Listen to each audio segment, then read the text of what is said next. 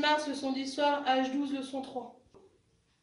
Donc la meute de Dinan, qui était un des premiers châteaux forts, on peut dire, du 10e au 11e siècle. Il est tout en bois, avec plusieurs niveaux de palissade pour protéger le château de base, avec un pont qui n'est pas levis, mais qui peut se casser, puisqu'ici on a une sorte de gouffre, hein, un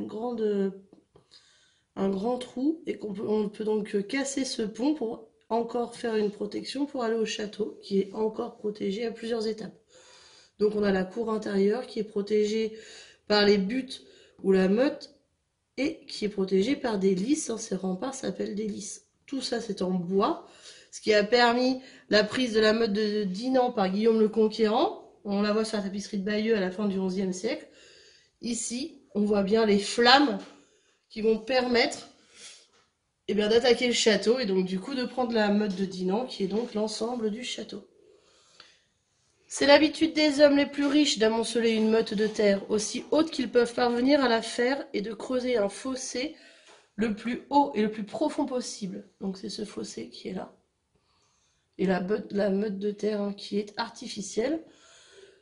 D'enclore complètement le plateau terminal de la meute d'une palissade de planches. Donc c'est ici. Assemblée avec une extrême solidité et formant une rempart flanquée d'un certain nombre de tours, excusez-moi, donc tous ces tours. Dans cette enceinte, ils construisent au centre une habitation, ou plutôt une forteresse, hein, on voit bien ici, l'habitation c'est un château fort carrément, sauf qu'il est en bois, qui doit commander tout le périmètre, donc qui va englober toute la totalité des habitations autour du château. Elle est disposée de façon que la porte d'entrée du château n'est accessible que par un pont, ce fameux pont qui est destructible du coup pour avoir le fossé qui protège. Voici cette description d'après Gauthier de Thérouanne au XIIe siècle.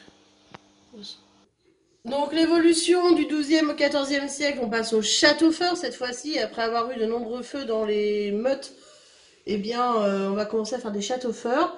Cette fois-ci, ils sont en pierre. Donc nous, on a beaucoup travaillé sur le château fort, donc vous allez reconnaître tout ce qu'on a dit. Les tours d'angle, le donjon, bien protégé par toutes les murailles. En haut des murailles, on a les créneaux pour pouvoir se cacher derrière, avec ici le chemin de ronde que l'on voit derrière. Les douves, ici, qui sont pleines d'eau, parfois elles sont asséchées, comme on aurait dû le voir au château d'Harcourt, mais je ne sais pas si on va pouvoir y aller du coup. Le pont-levis, qui se lève pour pouvoir permettre... Là, on ne va plus détruire les ponts, on va les lever pour pouvoir fermer la porte et éviter qu'on puisse passer. Et les échauguettes ici, qui sont faits pour surveiller les ennemis pour voir de loin. Donc le château d'Arbre au Pas-de-Calais qui était construit vers 1120. Au premier niveau se trouvaient les celliers et les greniers. Donc là où on entreposait le vin, la bière et toute la nourriture.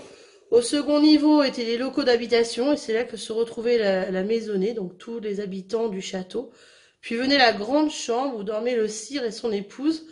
À côté de celle-ci, une pièce fermée servait de chambre ou de dortoir aux servants et aux petits-enfants, puisque bien sûr les servantes dormaient près du seigneur. À ce niveau se trouvaient aussi, touchant la demeure, les bâtiments de la cuisine. Il comprenait 2 niveaux. Au niveau inférieur étaient logés les porcs et toute la volaille en état d'être tués et mangés. À l'étage supérieur de la demeure, on avait installé des chambres pour les fils et filles du seigneur. Ailleurs couchaient les guetteurs et les gardes.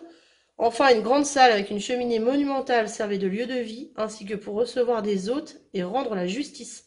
L'éclairage s'y faisait à l'aide de chandelles, de suifs ou de torches, de cire, et le sol y était jonché d'herbes odorantes, de fleurs et de joncs. Par Lambert, curé d'Ardres, histoire des contes de Guinée de temps d'Arnoux au XIIIe siècle. Je vous demande donc de comparer le dessin de Dinan avec le document ci-dessus, puis de répondre aux questions. À partir de ces informations, explique ce qui rend difficile la prise d'une meute féodale, explique la fragilité de ce type de forteresse en observant bien les 2 soldats au centre sur le premier dessin. Comment ce problème a-t-il été résolu par la suite dans les constructions des châteaux forts. Donc toutes ces questions, j'y ai répondu à l'oral.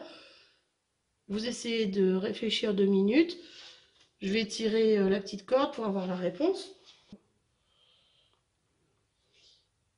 Donc ce qui rend difficile la prise d'une meute, c'est le fait d'être sur une butte de terre. Il faut passer plusieurs palissades en bois et l'accès principal se fait par un pont.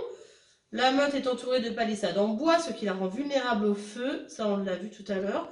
Le problème est résolu sur les châteaux forts avec des remparts en pierre et le chemin de ronde qui permet la surveillance. Tableau suivant, je vais vous demander de replacer sur le chemin les légendes. Donc, ce château, on l'a vu en long et en large. Donc, à vous de mettre les légendes là où vous voulez. Vous pouvez le faire sur votre ordinateur aussi, puisque je vous ai tout mis dans Devoirs sur le site. Donc, vous le faites sur votre feuille, à l'ordinateur, vous choisissez. Et puis ensuite, on va tirer la petite corde de manière à avoir la réponse. Donc, je tire la petite corde. Et j'ai donc toute petite réponse. Donc ici, on voit bien le donjon, avec tous ces petits créneaux. Le chemin de ronde, qu'on a revu tout à l'heure. Les tours. Le pont-levis ici qui se soulève. La barbacane, on en a parlé, qui protège l'entrée avant les ponts-levis. Les douves, ici, sont remplies d'eau, mais c'est pas toujours le cas.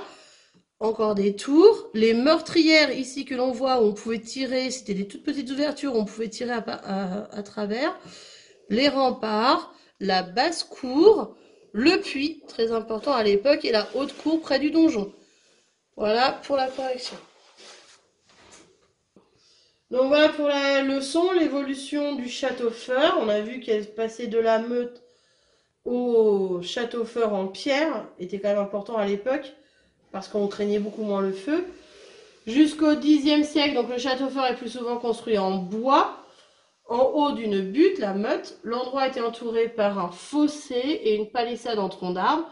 À partir du XIIe siècle, la pierre remplace le bois et le château se dote d'un pont-levis. J'ai remis, bien sûr, à apprendre toutes les parties du château.